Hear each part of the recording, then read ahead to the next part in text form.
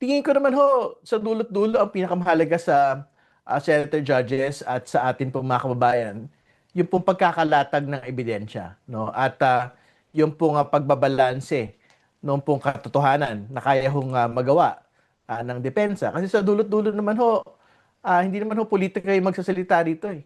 Ang magsasalita ho talaga rito, ano ho ang nailatag ng prosekusyon, ano ho yung nailatag ng depensa sa kabuuan, no? At kung sapat ang ebidensyang mailatag ng prosecution, magkakaroon ho tayo ng conviction.